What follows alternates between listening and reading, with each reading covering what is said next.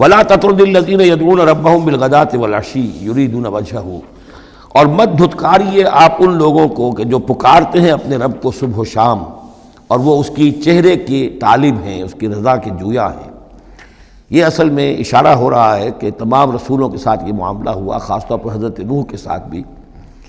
کہ جو بڑے بڑے سرداران ہوتے تھے قوم کے، وہ کہتے تھے کہ اے نوح ہم تو تمہارے پاس آنا چاہتے ہیں، سمجھنا چاہتے ہیں بات کیا ہے، لیکن ہم دیکھتے ہیں جب بھی آئیں تمہارے پاس، تمہاری محفل میں بیٹھے ہوتے ہیں ہمارے کمی کاری ملازم گھٹیا لوگ، اب ہماری شایان شان نہیں ہے کہ ہم ان کے ساتھ بیٹھیں۔ یہی بات حضور سے کہتے تھے کہ آپ آتے ہیں آپ کے پاس بات سمجھنے کے لیے، یہ آپ کے گرد جو جمگھٹا لگا رہتا ہے یہ ہمارے غلام لوگ ہیں، یہ ہمارے جو ہے معاشرے کے پست طبقات ہیں، یہ آپ کے آس پاس ہوتے ہیں، تو پھر ہمارے شایان شان یہ نہیں ہے کہ ہم ان کی موجودگی میں آپ سے بات کریں۔ اس پر جواب دیا جا رہا ہے اے نبی آپ ان کی باتوں سے کوئی اثر نہ لیں،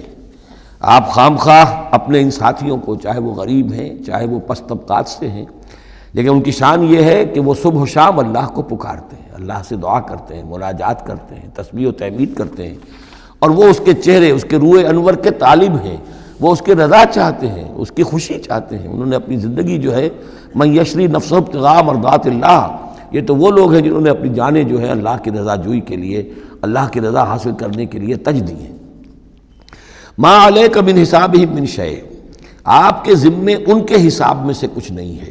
وما من حسابک علیہم من شیء، اور نہ آپ کا ان کے اوپر آپ کے حساب میں سے کچھ ہے، یعنی یہ کہ یہ تو ہر شخص کو اپنی کمائی کرنی ہے، آپ کے ذمے آپ کا فرض ہے آپ کرتے جائیے، جو آپ کے پاس آ رہے ہیں ان کا حساب بھی اللہ لے لے گا، جو آپ کے پاس نہیں آتے ان کا حساب بھی لے لے گا، ہر ایک کو اس کے طرز عمل کے مطابق وہ بدلہ دے دے گا،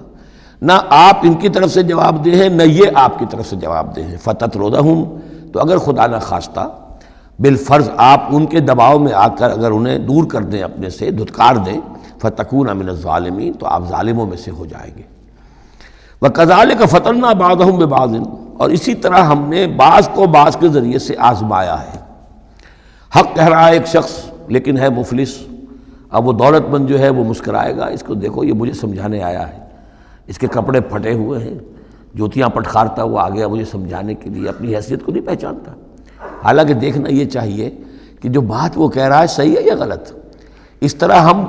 آزمائش کر دیتے ہیں لوگوں کے لیے، وَكَذَلِكَ فَتَنَّا بَعْضَهُمْ بِبَعْضٍ، اسی طرح ہم آزماتے ہیں بعض کو بعض کے ذریعے سے، لِيَقُولُوا، تاکہ وہ کہیں أَهَٰؤُلَاءِ مَنَّ اللَّهُ عَلَيْهِم مِّن بَيْنِنَا، کیا یہ وہ لوگ ہیں جن پر اللہ کا خاص انعام و احسان ہوا ہے ہم میں سے؟ اللہ کا احسان ہم پر ہوا ہے، دولت مند ہم ہیں، سردار ہم ہیں، چودراٹیں ہماری ہیں، حویلیاں ہماری ہیں، یہ جو ہیں گرے پڑے طبقات کے لوگ، کیا یہ ہیں کہ جو اللہ کا احسان اور ان کے اوپر اللہ تعالیٰ کا بڑا فضل ہوا ہے؟ یہ کہا کرتے تھے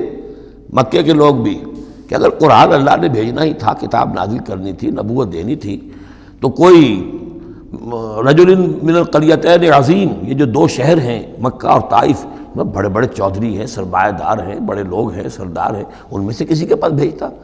مکے کا یتیم جس کے پاس کوئی دولت نہیں، بچپن مفلسی میں گزرا ہے، سخت مشقت کے اندر جو ہے جوانی کا دور گزرا ہے، جس کے پاس کچھ بھی نہیں، کوئی عہدہ نہیں، کوئی منصب نہیں، قریش کا کوئی عہدہ حضور کے پاس نہیں تھا، کوئی منصب نہیں تھا، کوئی آپ کے پاس سرمایہ نہیں تھا، آپ تو پیدا ہی ہوئے ہیں یتیم، تو اس اعتبار سے کیا یہی رہ گیا تھا اللہ کے لیے؟ معاذ اللہ ثم معاذ اللہ۔